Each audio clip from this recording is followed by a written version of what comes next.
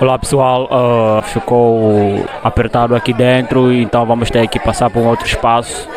A aderência foi significativa, muitos estudantes e outros tantos convidados que vieram para cá para poderem participar dessa assembleia, né, dessa audiência que vai acontecer aqui na Assembleia Legislativa, né. Então o tema é tão interessante que moveu muita gente para poder participar e nesse momento foram nos avisados de que vamos passar por uma sala maior, porque muita gente está no outro lado da sala e não pode participar. Então, para que se evite isso, passou-se para uma sala maior. Daqui a pouco eu trago-vos mais novidades, é só ficarem comigo e TV Malês vai poder fazer a cobertura de todo o evento e assim que terminar estaremos disponíveis para então poder partilhar convosco as imagens.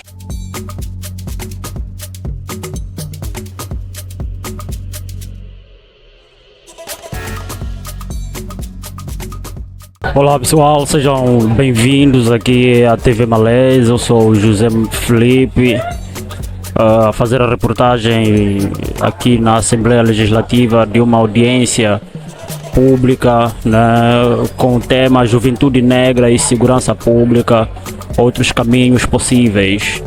Então foram convidados alguns colégios e a Universidade da Unilab também foi convidada a estar aqui.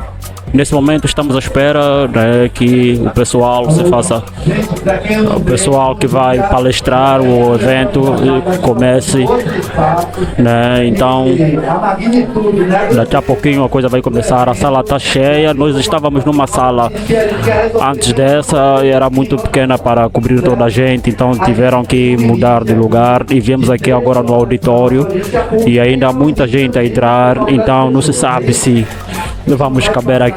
Como vem, já tem muita gente em pé, mas acredito que daqui a pouco a coisa vai começar. Bem, aos nossos telespectadores, nesse momento a sala vai ser esvaziada, o evento não vai começar agora porque o espaço ficou pequeno, mesmo depois de já termos mudado de sala. Então vamos aguardar mais 30 minutos para assim o evento acontecer.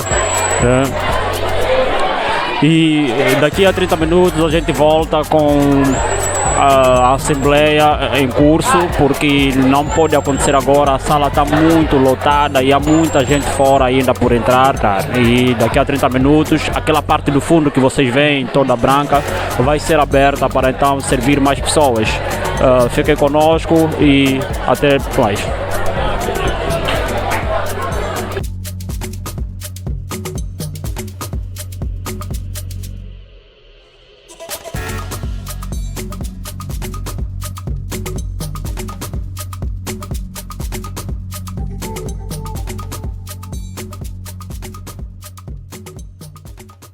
Não de genocídio negro no Brasil. Qualquer discussão sobre segurança pública que desconsidere essa variável começa condenada ao insucesso.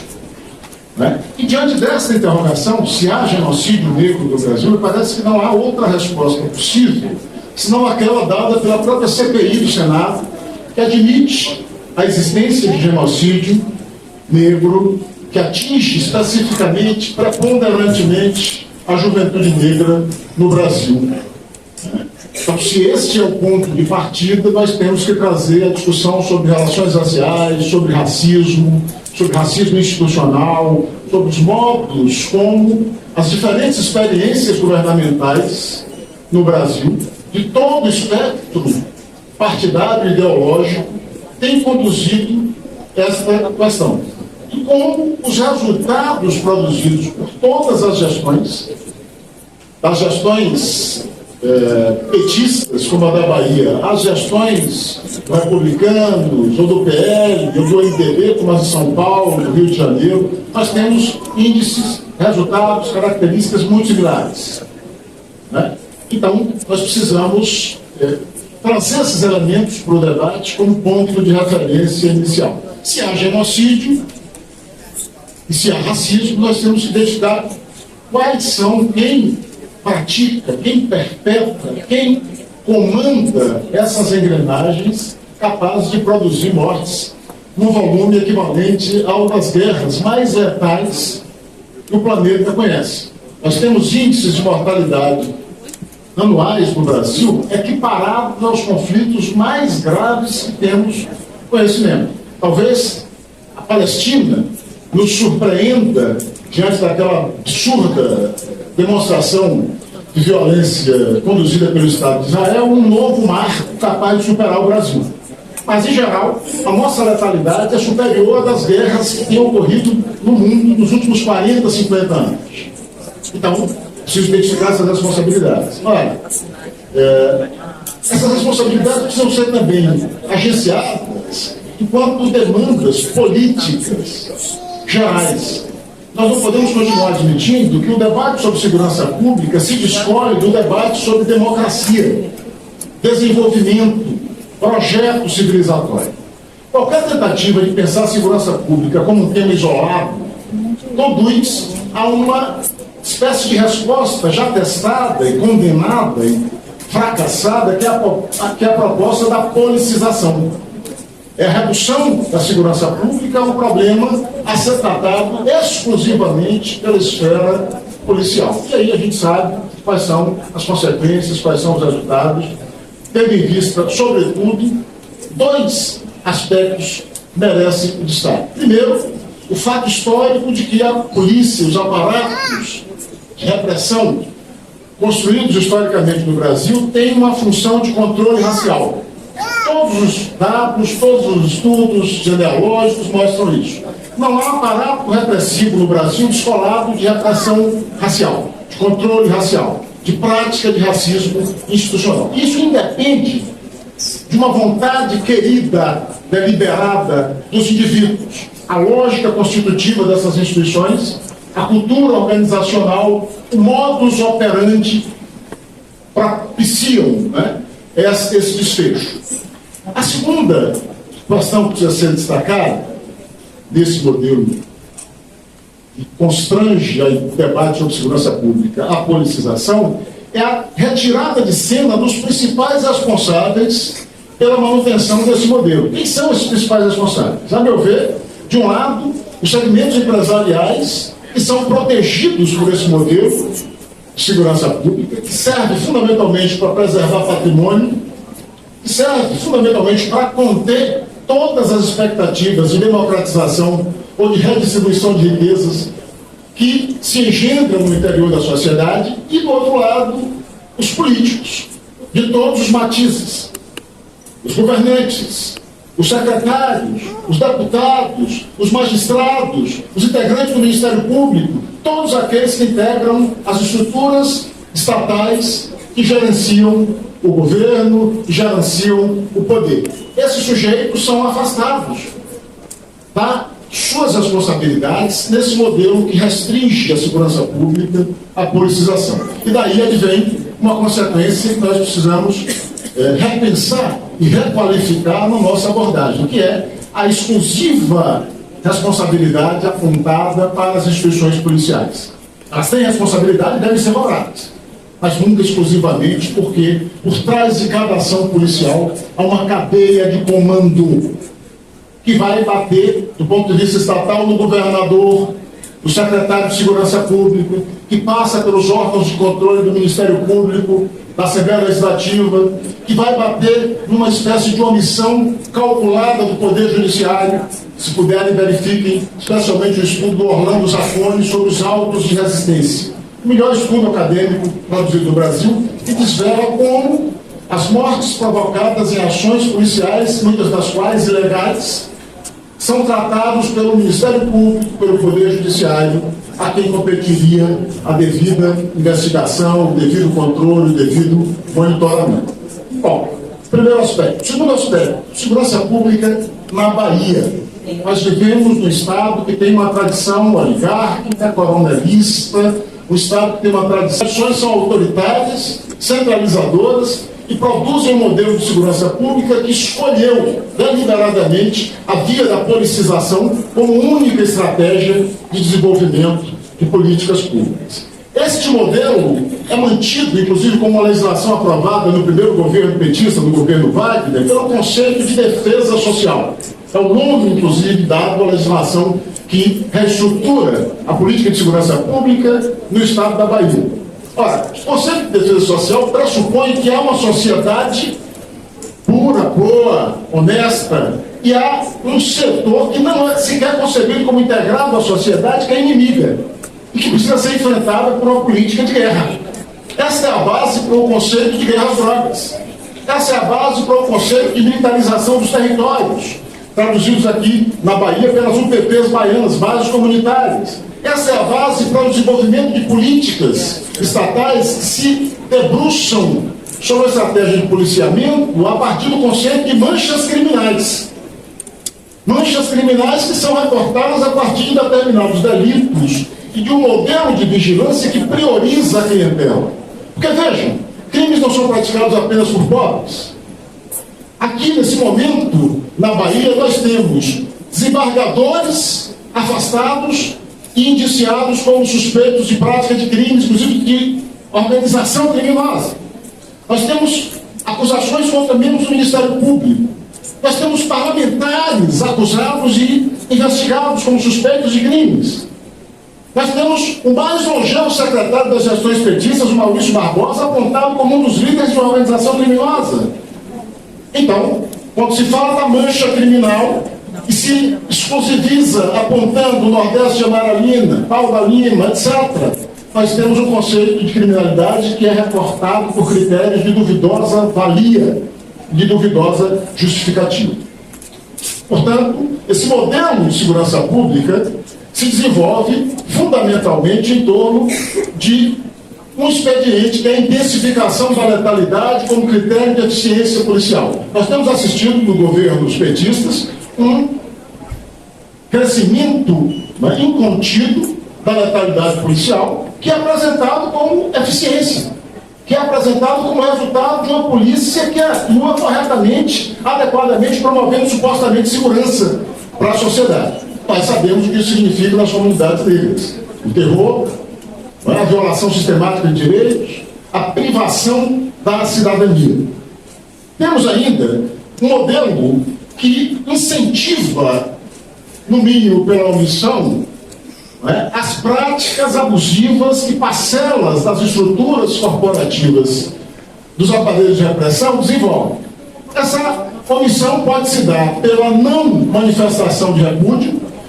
Eu fiz um mapeamento dos pronunciamentos públicos dos governadores petistas Jacques Wagner e Rui Costa. Estou finalizando. O único pronunciamento público por uma ação policial feita por esses governadores se deu no caso em que o policial militar, no interior da Bahia, matou um cachorro com um tiro. Nada foi dito quando o adolescente Davi Fiuza foi sequestrado e executado, segundo o Ministério Público, no ato de iniciação policial. O Ministério Público que diz isso. Nada foi dito quando Giovanni Mascarenhas foi sequestrado por uma unidade da Rodeste, esquartejado e teve o corpo espalhado pela cidade. Nada foi dito na chacina do Cabula, senão uma frase de incentivo proclamada pelo então governador Rui Costa. Nada foi dito diante da exposição de uma Ialorixá, a Bernadette, não aquela que foi assassinada em Pitanga de Palmares, mas a Bernadette de Deus, colocada sob um formigueiro por uma equipe de policiais militares numa ocupação de terras no sul da Bahia. Não há pronunciamento governamental questionando os absurdos, que eu estou falando dos absurdos isolados, daqueles que podem ser demarcados precisamente quanto à autoria, quanto à abusividade, quanto à impropriedade. Não há manifestação. Essa é uma forma de dar estímulo, de dar cobertura. E a outra forma explícita se dá quando o Estado da Bahia, sob a gestão do PT, adota um procedimento que autoriza a PM a apurar as mortes que ela própria produz.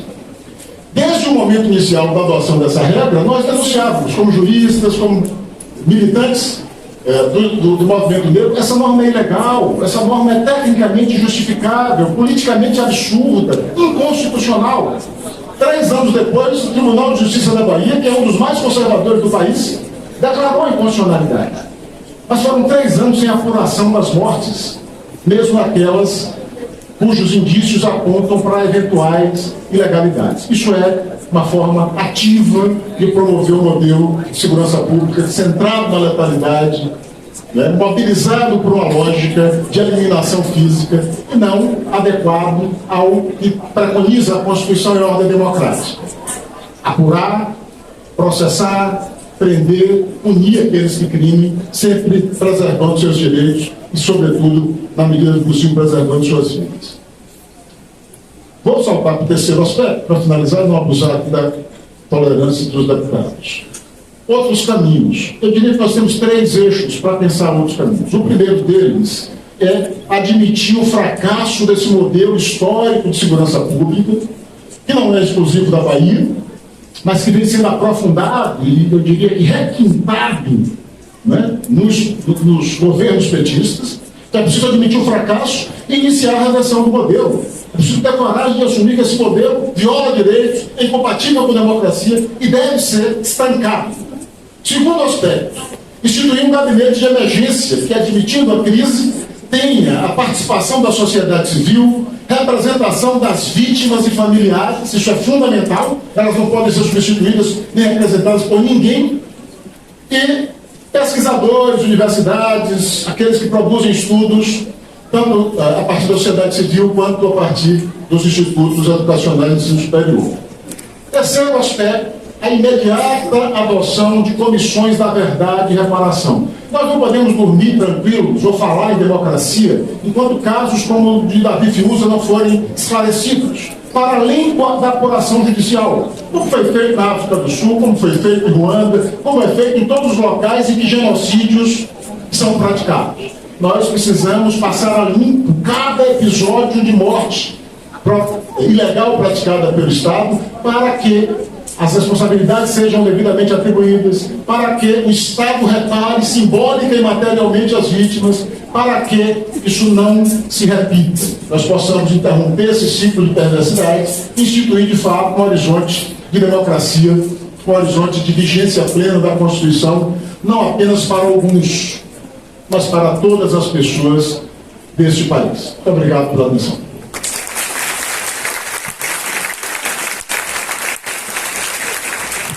Agradecer a participação do grupo. Nós iremos acompanhar uma apresentação do Grupo Cultural Jovens Periféricos.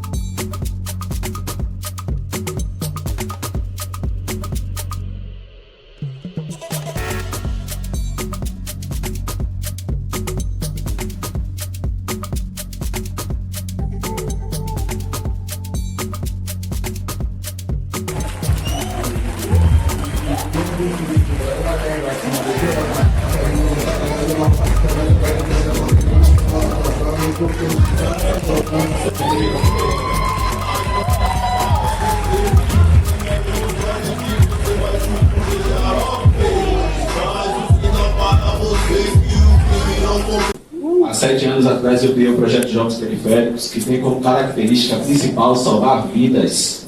E a nossa ideia é qualificar a juventude negra e periférica para que vocês possam galgar ser um deputado federal, ser um deputado estadual e estar em lugares onde vocês pensam que talvez não seja possível.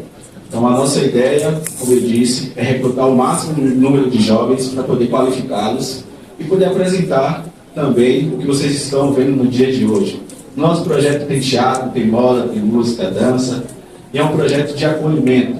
Eu queria fazer um apelo aqui às nossas autoridades, que vocês possam enxergar os nossos projetos, não só os jovens periféricos, mas também o núcleo da Cipó, o núcleo da galera do Corpo Abraço, que são projetos de grande valia, principalmente no subúrbio ferroviário de Salvador, que é uma região com bastante, como eu posso dizer, necessidades, como qualquer outra. Porém, a gente precisa de mais ações específicas para a nossa juventude. Meu nome é Thiago Gonçalves, sou diretor do projeto Jovens Periféricos. O que eu tenho a falar também é sobre o projeto Jovens Periféricos, que é um projeto que foi criado com a essência de ajudar e empoderar nossos jovens de periferias, negros, que na maioria das vezes não têm a oportunidade que um jovem de classe média ou de classe rica tem. Então, a gente criou justamente para poder empoderar os nossos jovens, que na maioria das vezes não têm oportunidade dentro da periferia. A única oportunidade que enxergam é as oportunidades que estão ali mais fáceis, que são a do crime. Então, um dos princípios é salvar vidas. E como o Jackson mencionou aqui, né, a gente precisa de um olhar mais assíduo, de um olhar mais com carinho sobre nossos projetos, não só os jovens periféricos, como tantos outros, que revolucionam também e empoderam nossos jovens. A comunidade precisa de outras provocações, precisa de arte, precisa de cultura. E o Projeto Corpo ao Abraço faz um trabalho belíssimo para os presos. Então a gente precisa entender que o Estado não pode dar uma única resposta, que é a prisão.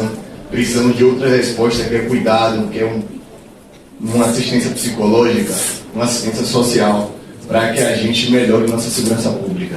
Queria agradecer já o seu espaço e prosperidade ao Projeto Jovens Periféricos.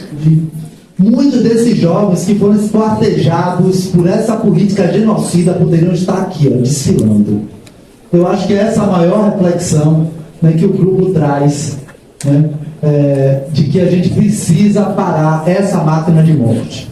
Então eu quero começar muito rapidamente aqui, dizendo que essa audiência pública foi uma demanda dos movimentos de juventude negra, e é muito importante que a gente tenha saído do espaço e para chegar no espaço maior, e depois a gente tem que ampliar ainda mais esse espaço, porque quando se fala de juventude, se fala de dispersão, né? Se quer estigmatizar especialmente a nossa juventude negra, de descompromisso, de dispersão, né? E o que a gente está percebendo aqui é que uma maior autoridade nesse salão hoje é a juventude negra, que não aguenta mais, né? A juventude não aguenta mais, foi assassinada e está sob a mira. Que aquelas e aqueles que não morrem estão sob a mira. Então esse auditório lotado é, ao meu ver, um grito muito significativo de rebeldia dessa juventude negra. E não é à toa. Nós temos um Estado, tal qual apresentou aqui, né, ficou a tratar na apresentação cultural, um Estado cuja marca é a contradição, no país a contradição. Porque o Brasil é esse Estado que tem números de letalidade policial que se comparam, como o professor Samuel observou aqui brilhantemente, a números de guerra, de fato. Só que a Bahia está numa situação de ser o pior Estado do Brasil. Isso nós não podemos desconsiderar. Nós somos o Estado que hoje, né, nos últimos anos, a letalidade policial conseguiu superar o Estado do Rio de Janeiro, inclusive em números absolutos. Então nós precisamos parar para acertar. Nós somos o Estado que hoje mata mais, para vocês terem ideia, a polícia, todas as forças policiais dos Estados Unidos, no ano de 2022, tiveram a letalidade de 1.201 pessoas. O Estado da Bahia, sozinho, teve uma letalidade no mesmo ano de 1.464 pessoas. Só o Estado da Bahia teve uma letalidade maior que todo os Estados Unidos, que tem um dos maiores índices de letalidade do mundo também, né? Mas nós sozinhos superamos.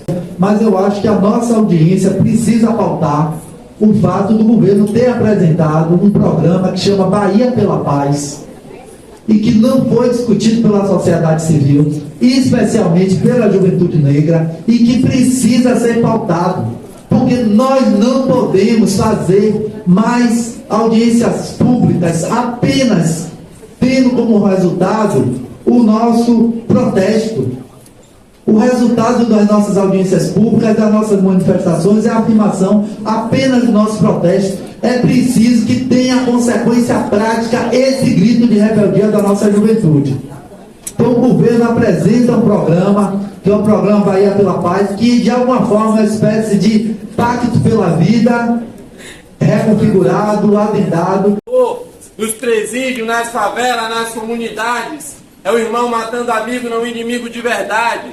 É o bonde dos amigos, invadindo o bonde dos irmãos. Tanta guerra pra nada, nada, nada. Tanta guerra pra nada, nada, nada. Tanta guerra pra nada, nada. Isso mesmo. Por isso que a meta é ficar rico, jovem na trincheira, tudo perdido, sem oportunidade, vida de risco. Salvador vivendo de fama e turismo, a infância morrendo de droga e tiro. Minha cidade não é um paraíso, mas eu posso morrer por falar isso. Somos refúgio do capitalismo, poesia de rua direto para os livros, mostrar que é provável que tudo é possível. Vencer na vida, você pega um gatilho, queimar o raciocínio todo psico. Jovem na trincheira, tudo perdido, não vote, reaja, esse é nosso grito. Favela, onde rico pisa aqui só para dois propósitos: comprarem droga em época de eleições, eles vêm comprar o nosso voto. Político fala que a gente é da gente, mas gente como eles que mata a minha gente. Do prefeito, governador, presidente, eles não respeitam o meu povo, muito menos de compromisso. Depois das eleições o favelado é tratado como lixo. Liga a TV, chega a ser revoltante. Eles deixam entender que na favela só tem violência e traficante. Eles dizem ir atrás da verdade e da justiça, mas vocês já pararam pra pensar que favelado só sai na mídia morto ou preso pela polícia? Eu pensava que só ladrão deveria ter medo da polícia, mas eu estava completamente enganado. Pra polícia, todo ladrão é favelado. Um dia desse mais um jovem foi assassinado, não vítima de assalto, mas sim por ser favelado. João estava comemorando com a família e do nada houve disparos. Cada um correu pro lado, mas João foi pro lado errado e bateu de frente com um monstro fardado. Quieta, quieta, vagabundo, mão para o alto, e sem conduta abordou João e a sangue frio deu 2 tiros na sua nuca. Foi uma verdadeira chacina. Eles não mataram só João, mas destruiu toda a sua família. Ansiedade a mil, um silêncio estarrecedor, que dentre todos os sentimentos, ver teu filho coberto de sangue, teve que ser forte para passar pela situação. Não acreditava, achava que era sonho ou ilusão, só caiu a ficha na hora de lacrar o caixão. Nesse momento, o silêncio virou gritos de uma mãe que tanto lutou e sonhou. Sonho esse que foi interrompido pelo opressor. E não me venha com essa de restauração. O coração não é uma caixa que se conserta com cola e papelão. De autoria.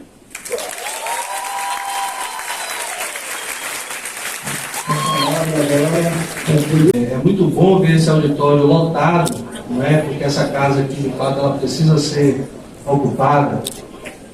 Precisa ser ocupada não apenas essas cadeiras, mas inclusive a gente formar cada vez mais pessoas para ocupar as demais cadeiras dessa casa, porque nós estamos falando de um Estado que ainda é majoritariamente negro, um Estado que odeia negro.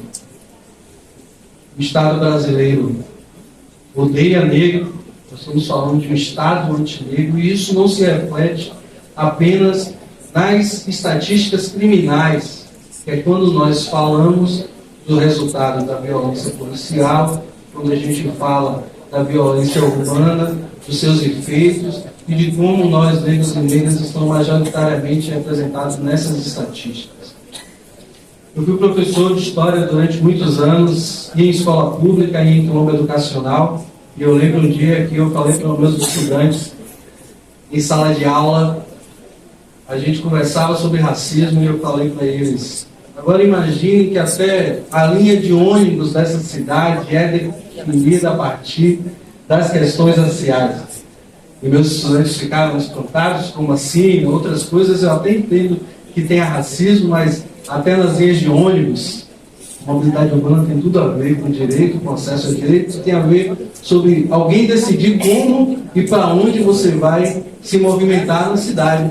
Afinal de contas, nessa época, eu vivia em um lugar que passava um ônibus que vinha do subúrbio para Putuba, na porta de casa, várias vezes durante a semana, nos horários de trabalho, e durante o fim de semana, esse ônibus sumia justamente porque vocês devem ir para lá, trabalhar na casa da patroa, construir os prédios, os pedreiros, você pode ir lá trabalhar nos serviços gerais, você pode instalar serviço dos brancos, mas no dia de praia você não venha para a praia com lado de cá. Eu estou falando sobre isso porque talvez esse seja um dos desafios mais importantes da democracia brasileira, é superar essa lógica de um Estado antinegro, de um Estado que nos odeia e por isso nos mata de tiro, mas também nos odeia ao ponto de destruir nossas escolas e impedir a nossa capacidade de sonhar, a nossa capacidade de ocupar outras cadeiras, de fazer-se representado a partir das nossas próprias comunidades, de fazer com que nós tenhamos a possibilidade, e aí é sempre bom quando a gente coloca aqui o tema da resistência e da sobrevivência, mas seria muito bom também que a gente pudesse acordar um dia e só viver, existir, sem pensar, sobreviver, resistir. Isso deveria ser um direito nosso, a gente poder acordar e dormir, a gente poder superar uma lógica muito perversa nessa cidade, onde os cemitérios estão lotados de pessoas que nasceram dos anos 2000 para frente. Eu nasci em 1984. Semana passada eu fiz 40 anos. E a primeira coisa que eu coloquei no convite do meu aniversário foi contrariando as estatísticas. Só uma pessoa negra pode dizer que chegou aos 40 anos contrariando as estatísticas. Porque ninguém branco chegou na minha idade pensando que contrariou as estatísticas, que contrariou o mundo, a política, o que tinham planejado para o seu percurso de vida. Tudo isso que eu estou falando aqui tem a ver sobre segurança pública, porque às vezes a gente acha que falar sobre segurança pública é falar apenas de polícia. E esse é um dos grandes equívocos, inclusive, da nossa forma de formular. Porque desde a micromobilidade que a gente chama, a saída de casa até o ponto de ônibus, desde a gente perceber que a nossa saúde mental é impactada, desde a nossa infância, quando a gente deixa, por exemplo, de ter aula, porque teve tiroteio perto da escola, ou porque alguém da nossa comunidade morreu, e que nós somos pessoas que nem direito ao luto nós podemos exercer, porque tem muitas mães que perdem seus filhos, e no outro dia a patroa não está nem aí. Se você não for trabalhar, você perde seu emprego. Não tem direito ao luto. E as pessoas vão remoendo e vivendo essa morte em vida. Um guarda-chuva, uma furadeira com um fuzil, mas não é confusão, é método. Nós temos um tipo de polícia que ele não é preparado, ele não surge para proteger a vida. Esse é uma das coisas que me faz menos acreditar na nossa capacidade de reformar a polícia ao nível de que ela chegue ao que a gente realmente precisa, porque ela não foi criada para proteger a vida. Qualquer equipamento de guerra, aí eu estou falando do militarismo, qualquer equipamento de guerra do mundo, ele é criado não para proteger a vida, para eliminar o inimigo e para proteger o território. Qualquer equipamento de guerra serve para isso. O nosso problema foi que nós pegamos esse equipamento que foi produzido para isso e fizemos isso o nosso instrumento de segurança pública do dia a dia. Então ele só sabe agir nas nossas comunidades a partir de uma lógica de guerra. E essa lógica ela é funcional, porque a ideia de guerra às drogas, ela pauta o orçamento público.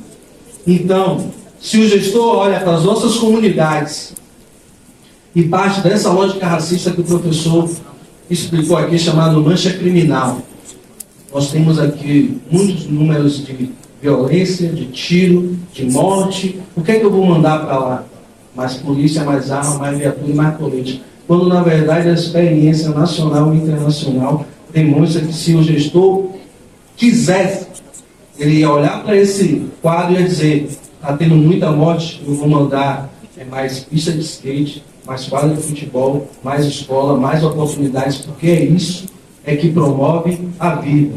A gente colocar mais polícia, mais arma, para a gente incentivar um processo de morte, e isso é uma escolha política. Isso não é falta de estudos, não é falta de ciência e de experiência. Nós temos diversas tecnologias demonstrando que há sim caminhos, como a Cipó, como CRIA, como várias a tecnologia do corpo para braço, como várias tecnologias que servem para cuidar da vida.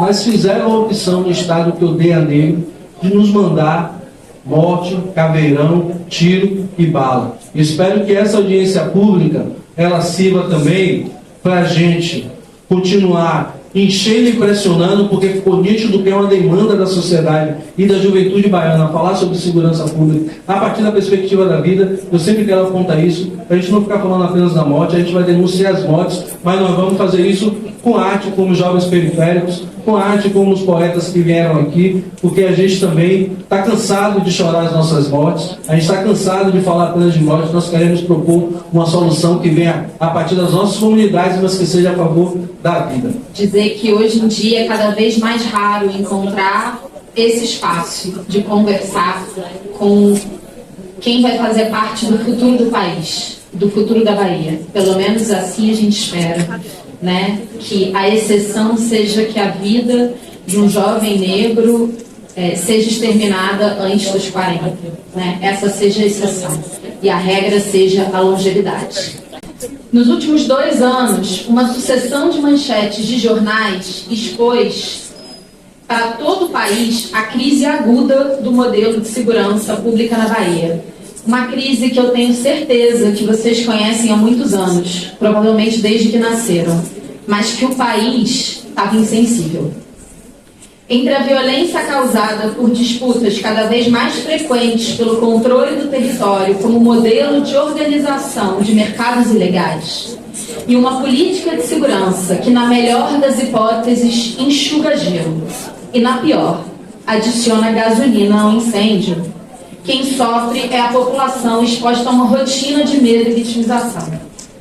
Essa realidade é hoje expressa em dados produzidos principalmente pela sociedade civil. Eu vou trazer apenas alguns para pincelar.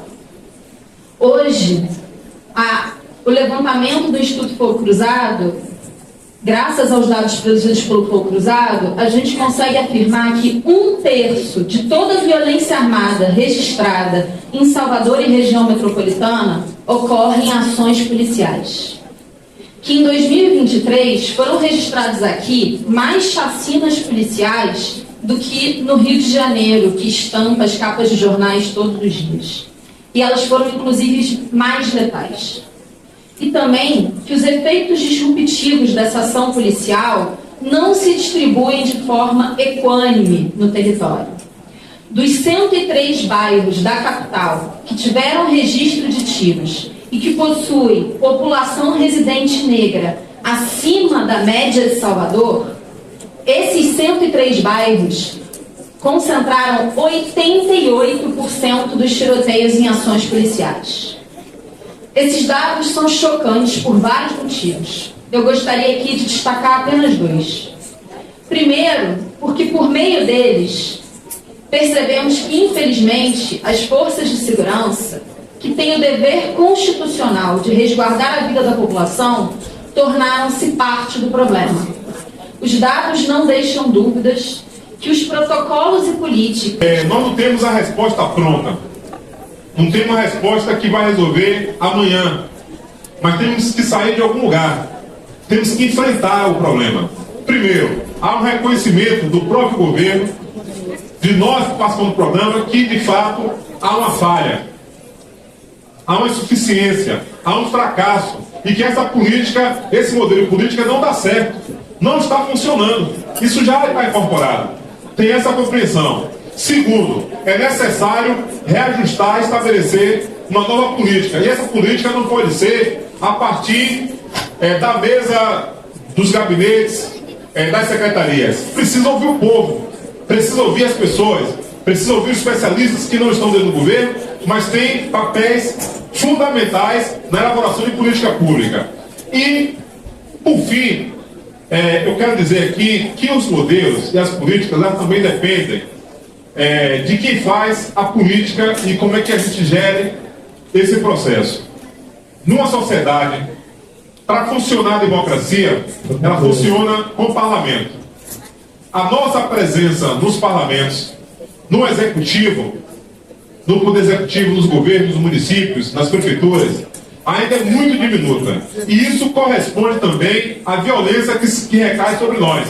Então, há uma responsabilidade nossa aqui de nos fazer mais presentes. Isso tem a ver com a nossa participação política, com a nossa participação na votação, a nossa representatividade, porque modelo não muda só em gabinete, muda também com a força política no parlamento, na composição econômica da cidade, do município. Isso depende também muito de nós. Sabemos que existe racismo, existe todas essas desigualdades que foram mencionadas aqui, mas nós precisamos lutar, precisamos avançar nessa linha, e esta é a mensagem aqui que eu deixo, porque eu acho que é uma audiência muito importante e nós conseguimos com ela dar mais um passo, que é o passo de ouvir, o passo de aprimorar e realizar política pública que reduza a letalidade policial, mas não só policial, a letalidade também de grupos criminosos contra a nossa população e contra a nossa juventude.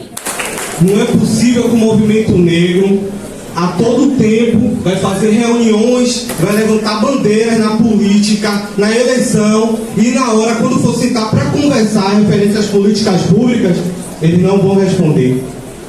23 de novembro, eu pautei uma reunião com o secretário, juntamente com todas as secretarias do governo, e até hoje não foi respondida. Até hoje não foi respondida. Então, não vai ser. Não vai ser. O maior responsável, que tem que ser pautado, tem que ser colocado aqui, tem que ser falado, que tem nome, Marcelo Werner, entendeu? Ele não se preocupa em políticas transversais, como ele fala bonitinho na TV. Entende? Não se preocupa. A juventude está totalmente perdida por conta dessas políticas do governo, porque aonde o governo não se faz presente, o crime vai se fazer. O crime vai se fazer presente. Porque a questão social é o desemprego que deve ser pautado com esse governo, que não resolve. A Bahia é o maior índice em desemprego. É preciso ser pautado, é preciso ser falado isso. Não adianta que a gente discutir só polícia, segurança pública. O governo está preocupado em comprar caveirão. Semana passada o governo comprou 4 caveirão. 4 caveirão o governo gastou. Porque não foi gastado, não foi empenhado esses 9 milhões dentro de políticas públicas para os jovens. Como eu vim pautando aqui, curso para o Senai. Vamos fazer uma parceria com o Senai para os jovens estudar, ocupar a mente e depois também ter oportunidade. Porque não adianta não ter oportunidade para os jovens. Não adianta ficar pedindo 6 meses de experiência para os jovens que não tem nem, não teve nenhum emprego ainda. E que a nossa pauta tem mesmo que ser a pauta da vida. Eu trago isso tudo como elementos que nós devemos incorporar à nossa análise, para a gente não transformar a gente em mais um alvo. Alvo nós já somos. Nós não precisamos ser alvo do sistema e alvo da gente que luta contra o sistema.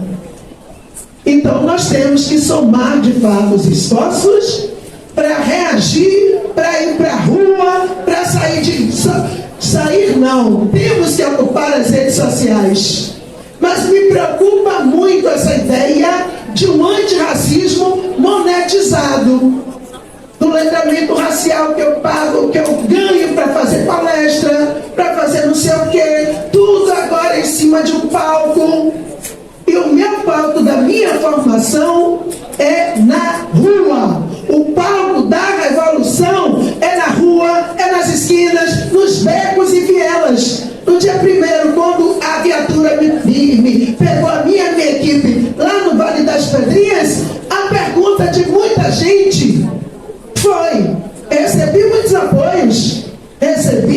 Mas também teve gente perguntando, estava fazendo o que lá? Porque é a criminalização das nossas comunidades e nós temos que reagir. Meu lugar é no Vale das Pedrinhas, é no Pela Porco, é lá em São Caetano, é na Liberdade, é no Curuzu. O lugar do nosso povo é aonde a gente pode e deve estar, lutando sempre por um lugar melhor, que não é o gueto, não é a miséria, não é a pobreza, é um estado de igualdade. Para isso, permita-me trazer discursos de ponto de vista pejorativos que perpetuam muitos seculares sobre juventude negras. Dizem que os negros são preguiçosos, são analfabetos, são vagabundos, são mulherengos, criminosos, negros são insuficientes mentalmente. Com certeza, muitos de nós já ouviram e vão continuar a ouvir estes discursos nos famosos jornais, revistas, textos, jornais e demais outros meios. Mas como um jovem negro consciente e determinado, no que eu falo, gostaria de vos dizer, ao contrário que tenho ouvido ao longo dos anos, juventude negra não é um vagabundo, não é um analfabeto. Juventude negra é um símbolo da humanidade. É necessário que haja uma segurança pública para todos. E isso é fundamental para a gente pensar e agregar, né, a relação com a análise sobre a questão da violência nos grandes centros urbanos. Porque a primeira pergunta que nós fazemos é: a quem interessa a violência urbana? Essa é uma pergunta singela, mas que ela pode nos levar a vários caminhos. E nesse sentido, uma resposta que a gente tem certeza é que essa violência não interessa a juventude negra, o povo negro e a classe trabalhadora. Com certeza nós sabemos disso, né? Nós, movimento Mocambo, né, Brasil-Bahia, com certeza acreditamos que ela não interessa aos pobres e aos negros, e que a violência é resultado do aprofundamento da exploração e da marginalização da classe trabalhadora pobre e negra. Nesse sentido, vale lembrar que a polícia foi criada e formada para controlar a população negra e pobre e proteger os interesses dos ricos. Isso desde sempre. O primeiro aparato de segurança foi criado em 1831, com a chegada da família real, e foi chamado de guardas municipais permanentes. O seu objetivo era controlar escravizados, alforriados, fugitivos, brancos e pobres, e assegurar a segurança da realeza portuguesa e a sua aristocracia. Dessa forma, na atualidade, a polícia continua a cumprir esse papel histórico para o qual ela foi criada. Faxina étnica, racismo, gentrificação, produção de desigualdades e controle dos trabalhadores pobres e negros são questões que estão associadas à banalização da violência urbana e à letalidade da ação policial sobre os corpos negros na Bahia e no Brasil. Sérgio Francisco Graziano Sobrinho, advogado, doutor pesquisador pela Universidade de Caxias do Sul, publicou um artigo intrigante, né, intitulado Meio Ambiente Urbano, Medo e Exclusão Social, a continuidade entre o processo de gentrificação e a gestão da violência urbana no Brasil, na revista jurídica Direito e Paz, em 2017, que muito me chamou a atenção, para a sua forma de abordar e analisar a violência nos grandes centros urbanos. Em sua pesquisa, Sérgio Sobrinho discutiu o vínculo entre a gestão da violência no Brasil e os intensos processos de urbanização, geralmente associados à construção de grandes empreendimentos ou hipervalorização de zonas urbanas, em especial os chamados processos de gentrificação, que tem como finalidade específica a busca de novos espaços para reprodução e expansão do capital financeiro associado à especulação imobiliária, que avança sobre a periferia e nas áreas centrais degradadas das cidades. Em seu perfil contemporâneo, a economia global e, em grande medida, a sociedade, pauta-se na acumulação financiarizada, que tem como um dos principais sustentáculos um processo contraditório de depreciação e valorização do espaço urbano. Ou seja, a violência que chega até as nossas comunidades, ela, no primeiro momento, ela serve exatamente para desvalorizar os nossos territórios, fazendo com que a nossa população seja expulsa desse lugar, acabe abandonando suas casas e seus patrimônios por conta de se defender da violência. Mas a desvalorização desses espaços é reapropriada pela especulação imobiliária, que tem interesse num processo profundo de verticalização e que nós estamos observando em quase todas as nossas cidades, que começou pelo miolo e agora vai se estender pelo subúrbio ferroviário. E não é à toa que aquela área que vai da Valéria, que vai ali de Águas Claras até São Tomé de Paripe, vai virar um banho de sangue, porque a polícia está sendo chamada exatamente para fazer a faxina ética que os grandes poderosos dessa cidade organizam para garantir que seus empreendimentos sejam lucrativos. É isso que vem acontecendo, a gente não pode perder de vista. Ou seja, não é só uma ação particular da polícia ou da sua instituição nessa sua mais perspectiva histórica. Há o interesse das elites dessa cidade, a sua perversão na busca por assegurar seus lucros, para garantir os seus espaços de poder, é que faz desses territórios um banho de sangue e cuja principal vítima é a nossa população. Portanto, nesse sentido, nós do Mocambo queremos reafirmar essa compreensão da nossa leitura sobre esses processos, para dizer que nós precisamos urgentemente estabelecer um outro debate sobre a segurança pública, que precisa vir articulada com esse debate mais completo que diz respeito às relações de poder na nossa cidade, porque não se trata exatamente de enfrentamento da marginalidade, se trata exatamente de manter os subalternizados, negros, descendentes de escravos no mesmo lugar de onde eles queriam que nós estivéssemos. Portanto, ou se faz a necessária reparação desse processo, ou não vai restar uma outra alternativa a não ser a revolta e a insurgência dos subordinados. Portanto, estamos por nossa conta e organizar a luta é fundamental para estar colocando esse debate que nós podíamos. O Brasil é um país onde acabou a escravidão, acabou assim na teoria, e os negros foram jogados de lado, porém com o vento. Não criaram políticas públicas. Sistemas de cotas estão sendo criados agora para as pessoas pretas. Agora estão sendo conscientização racial. Existem questões de propostas aqui várias, né? Então, o que acontece? Criar vagas de cursos profissionalizantes para ingresso nos sistemas carcerários também é importante falar. Nossos jovens são presos e quando não estão presos, são mortos. É muito além para um tiro na cabeça.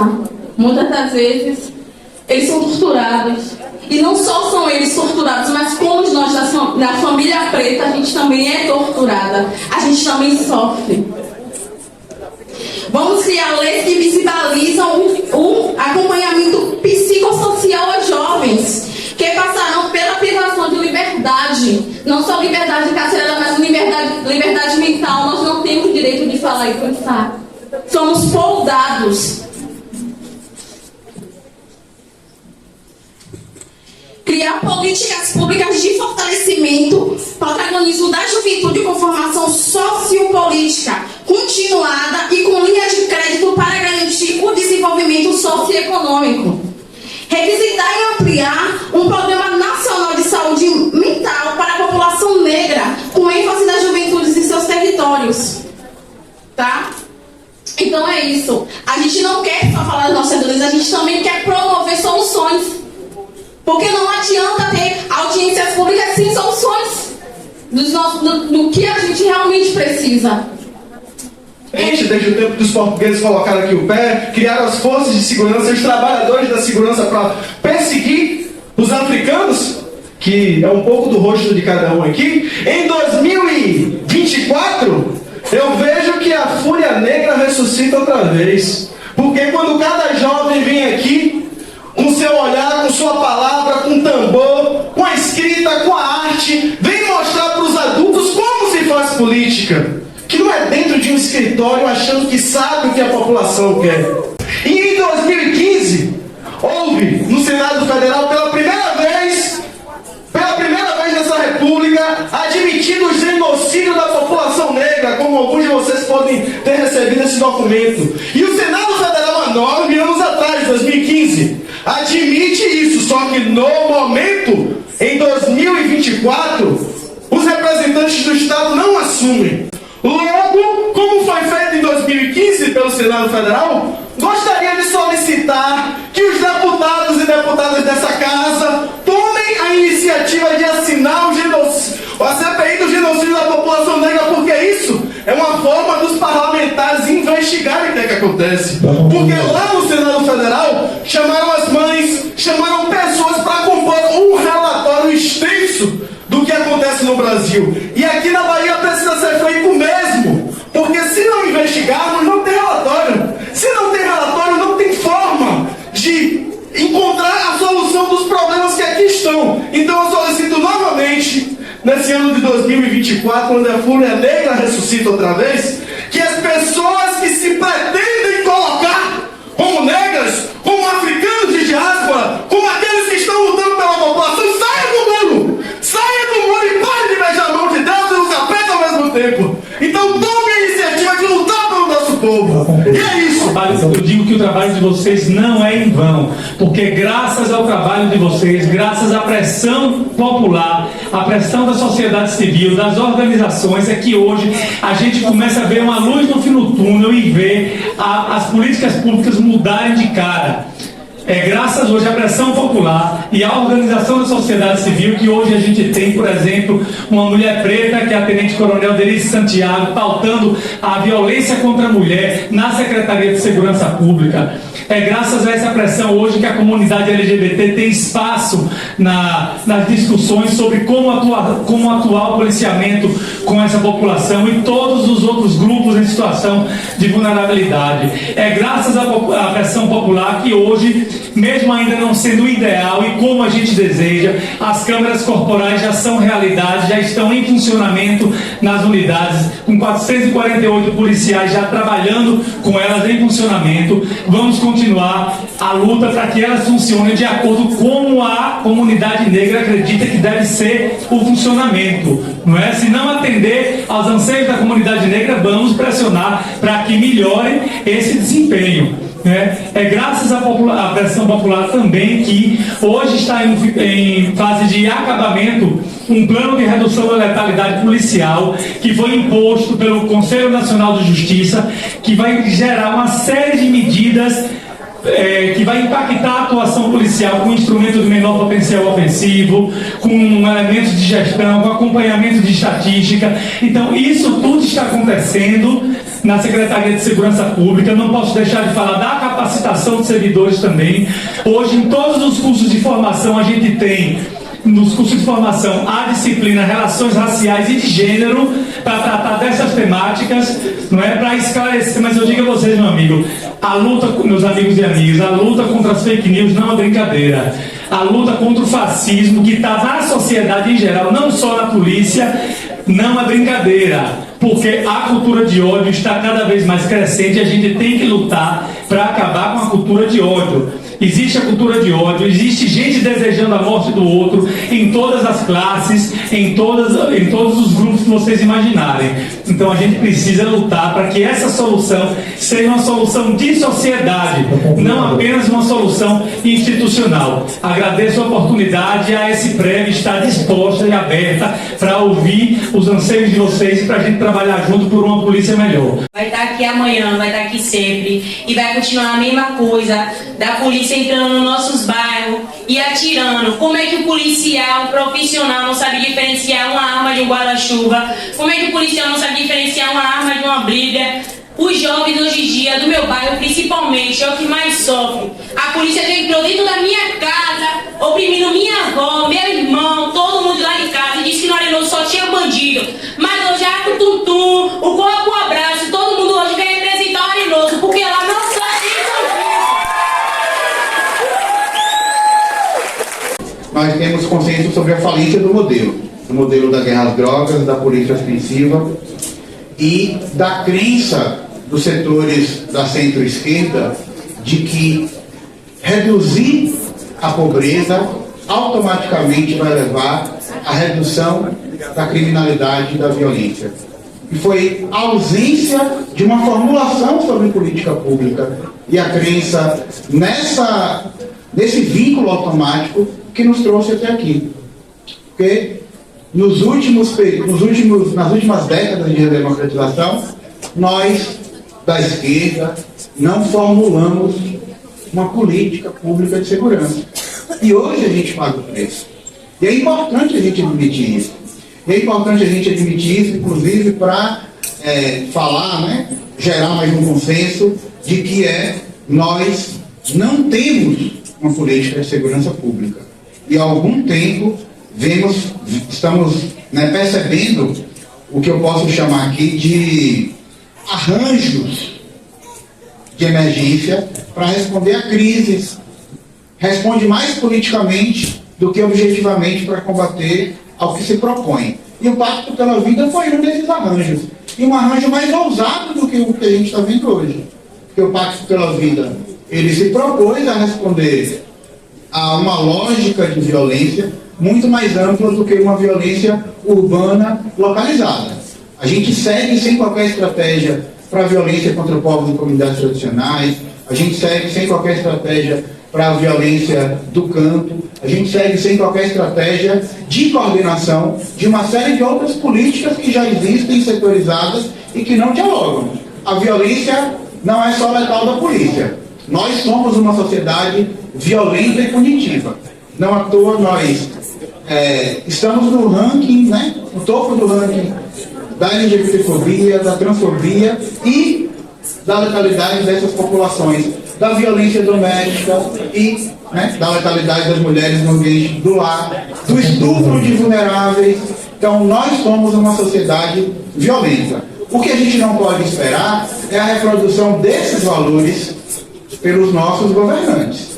Assim como nós vimos Rui Costa e Maurício Barbosa falarem, por exemplo, contra a audiência de custódia, que é um elemento garantista, não é nem algo que avança muito, mas estamos ainda em dúvida de como esse governo está funcionando. O próprio Marcelo Werner, na semana passada, postou da sua conta privada uma publicação que deixa dúvidas sobre o elemento cautelar da tornozeleira eletrônica, vinculando a tornozeleira eletrônica a um elemento de impunidade. Então, assim, embora nós estejamos tentando responder, dar algum norte na política com o Bahia pela Paz, a gente segue sem entender o que é que os governantes pensam do ponto de vista de uma lógica de política pública e de coisas que já estão garantidas, porque o tempo todo colocam em xeque elementos tão simples como esse. Pelo pouco tempo que nos resta para a gente poder seguir o diálogo, vou agradecendo a oportunidade, agradecer a Cipó por todo ano, propor esse momento de reflexão conjunta, está sendo cada vez mais potente. E a gente vê que nunca foi perspectiva do Estado brasileiro considerar outros caminhos para a segurança pública que não fosse o armamento e o fortalecimento da polícia militar. Nunca se pode. A violência é a ciência da indecência. Me dê a sua mão. Estou com medo. Me dê apenas sua mão.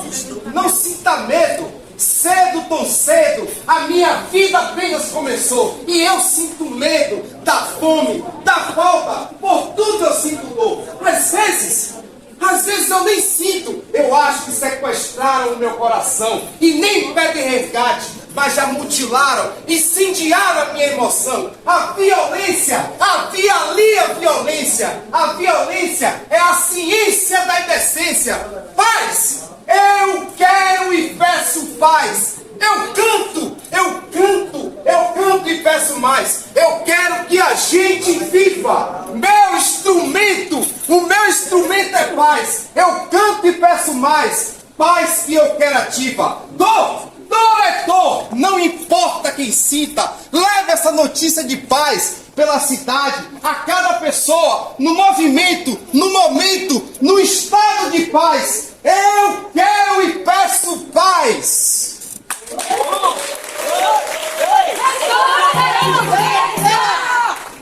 Obrigado, valeu. Eu só queria agradecer a essa casa, em nome do deputado Milton Coelho, por estar recebendo mais uma vez esta audiência que a gente já fez outra vez. E colocar-se à disposição, assim como a gente tem se colocar à disposição do Executivo, nos colocar aqui à disposição do Legislativo, para ajudar a fazer esse processo de mobilização todas as vezes que forem possíveis e necessários, para que as pessoas, né, a juventude negra que está nas periferias dessa cidade e de outras cidades, possam acessar espaços como esse. Né? A Dijane trouxe aqui as pautas que a gente já trouxe para essa casa em 2017.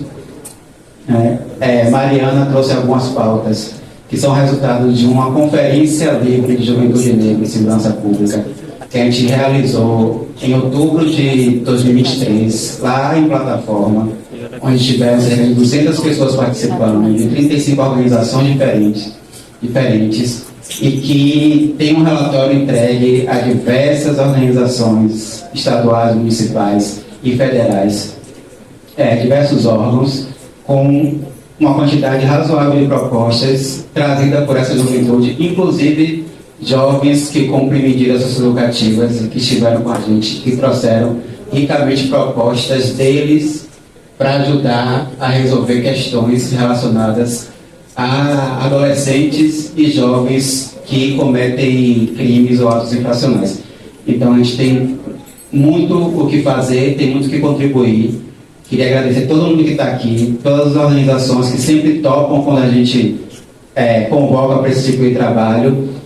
E, sobretudo, agradecer à juventude preta que está com a gente fazendo esse corre, né? Os meninos e meninas do Projeto Juventude Negra e Participação Política, que foram eles que organizaram tudo isso. A gente só disponibiliza a estrutura, um pouco do conhecimento que a gente tem dos anos rodando por essas pistas, mas são eles e elas que fizeram isso acontecer, e a gente está aí para fazer mais e mais, porque a gente sabe que esse problema não é um problema que a gente vai resolver daqui a 2 ou 3 anos. Então, contem sempre com a gente está aqui e demarcar aqui a presença de Simone Beatriz, que é a diretora executiva da Cipó Comunicação Interativa, que está ali sentadinha. Muito obrigado, Ana.